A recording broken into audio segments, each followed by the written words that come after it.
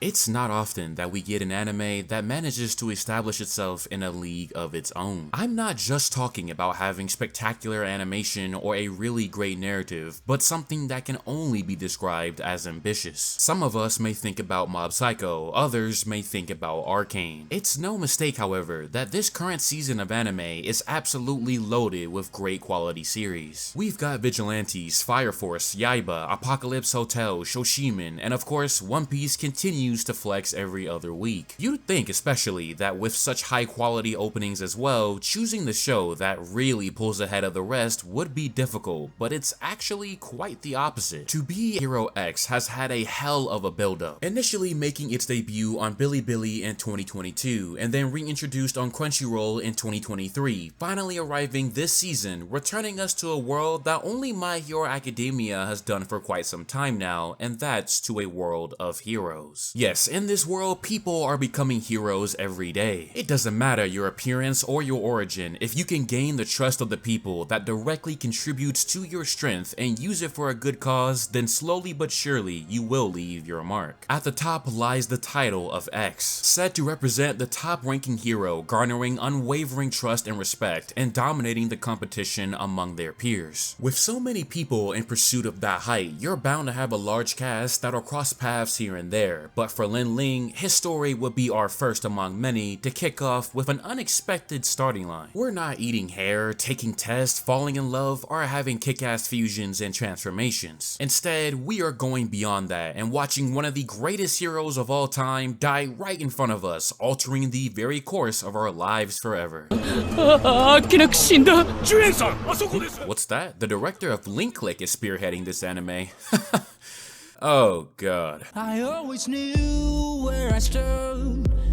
I would have never imagined that on the heels of My Hero Academia ending, that we would get a brand new superhero story to step into a similar ring, conveying the major point that this is a story beyond the good guy beats the bad guy. To Be a Hero walks a familiar path where the conflict between heroes and villains serve as a catalyst to entrance you with some of the most captivating and emotional storytelling a profession of sacrifice has to offer. As stated by Zhang Lei, who is one of the bones of this project, this is a story that isn't just about heroes, it's about the people. Who they are, what they've endured and given up, why they continue to stand up, all for the sake of being that golden light that holds up so many people. That alone already had me interested, because you knew that it's not always going to be about the suit, but rather the person who wears it day after day, dealing with God knows what once the dust settles. If that wasn't enough, then the special approach with the presentation would certainly do it for those who value creativity. Alongside a blend of narrative styles, art direction, and character designs, the show has done something you do not ever see happen among the seasons these days, incorporating a smooth blend of 3D and 2D within the episodes. As the 3D typically serves as the foundation for the story to unfold, the 2D kicks into overdrive when those action-packed fight scenes and emotional gut punches roll in. It is by far one of the most impressive things I've gotten to observe for a few weeks now, and coming off of Orb's first 3 killer episodes, Act 1 of this grand story managed to revive emotions in me that I have not felt in years in a span of 4 episodes. However, over the course of 24 episodes, we are set with a schedule that will bring us new stories, each of them having a different protagonist. Their actions will intertwine with both other main characters or side characters, as it all leads to one converging point. Whether you're an animal or animal lover, a queen among the common folk, or a performer, our margin of what we should expect covers almost all the bases possible. The team behind this show are not holding anything back, and when starting with the story of Lin Ling and the hero Nice, I found myself both out of my seat and jaw-dropped as heroism has reached a new level once more. Yet everything I've seen so far ties into the biggest question of them all, and that's what does it mean to be a hero? Trust and fear are two powerful powerful emotions that dictate the very structure of hero and villain society. Whereas villains weaponize fear as a means of getting back at the world or individuals that have wronged them, trust quite literally holds up a hero. The people's faith in these heroes being quantified and absorbed, contributing to their strength known as a trust factor, but that is merely just the tip of the iceberg. The story takes the liberty of going further with the idea of trust down to the hero name. That radiant image of heroes people have in their heads ends up being a double-edged sword in many cases. As Lin Ling takes over as Nice, we see the lifestyle he has to maintain for the sake of public appearances, having to forsake his real identity and take up the mantle of the former hero down to his appearance and even adjusting with OCD. The relationship with Moon being all for PR and online chatter, whereas it was truly nothing special behind the scenes. To summarize, it's the commodification of heroes, and when you think about it, it's probably no wonder the original Nice took the coward's way out, as he had to maintain this perfect and nice persona, but what he left behind was more than that. The mantle was tied into a young girl's desperation to be free of this lifestyle and live her own life free of what people want, a friend yearning to reunite once more, and the expectations of millions all having to be held up by one man. There's this avenue of drama that really brings these characters back down to earth and reminds you that they are still human, that there are still people who care about them. Furman literally holding up his own weight and so much more, as episode 3 begged the question of who looks out for the hero when nobody else acknowledges their pain. And when that pain is covered up by society's expectations, how do you break free? There's all sorts of twists that really exemplify that point of this story being about the people regardless of what side you're on. You get to see what these heroes go through and what people who truly care about them come to realize, giving room for both friction and dedication to shine through. A piece of their lives are practically stolen from them under the pretense that this is what it means to stay in this line of work. Keep in mind, this is just one of the many ways the series will portray the definition of sacrifice. For Lin Ling, who was just another ordinary person, going from zero to hero wasn't something he would so casually walk away from, but what mattered more than anything was that he never forgot himself or his origin. Who he was as a person was capable of achieving so much more outside of the nice persona. The humanity within these characters is what reached out to us as the audience, and sometimes conflict was inevitable, but it always managed to accomplish something more. Those shackles that held down so many people were gradually broken, and these characters were able to follow the path of life that their hearts truly desired. This may not have been something that the original Nice could have accomplished, but by the means of his mantle, this was something Lin Ling as a person could. His true love for Moon being her salvation, his conviction freeing Rek from a dream that no longer existed, and Furman finally being able to leave behind the symbol he had held up for so long. Everything he had done were stepping stones building up to the climax that blew everyone away. Even in the face of truth and character being tested, he rose to the occasion because what mattered most wasn't what society wanted for him. Instead, it's what he knew he needed to do for the sake of someone else, because that is what true heroism is. His origin being the very thing to remind him what he must stand for. It may have been dangerous and reckless, but that is why we cheer for these people in the first place. To turn dreams and the incomprehensible into reality is what makes heroes so damn special. It felt like you were part of that world, watching the birth of a new hero and Lin Ling's ideals come true, as Nice is finally laid to rest and the commoner is born. Coming full circle with the fact that anybody can become a hero, and right when the dust finally settles, you are reminded that this is a story with many moving pieces. At this current moment, we're in the story of Isol, who may end up being one of the most important characters down the line, but while it's still early, I am telling you that you need to go and watch this show. In a weird way, this is my Arcane, knocking on wood because I hope it sticks the landing. Despite my cautiousness with large claims, I truly believe that by the time this is over, this will be 2025's anime of the year. The stories are only going to get bigger and bigger as we reach X, and you best believe the online conversation will grow as the dots begin to connect. Even if it comes down to a character design piquing your interest, let that be the reason to give it a shot. From link click to now, Chinese anime are here to make a statement, and from me to you, I can only hope that this is your sign to watch To Be Hero X. With that, ladies and gentlemen, will bring me to the end of this video. As always, thank you very much for watching, and make sure to leave all your thoughts in the comment section down below. Be well out there until we meet again in the next video.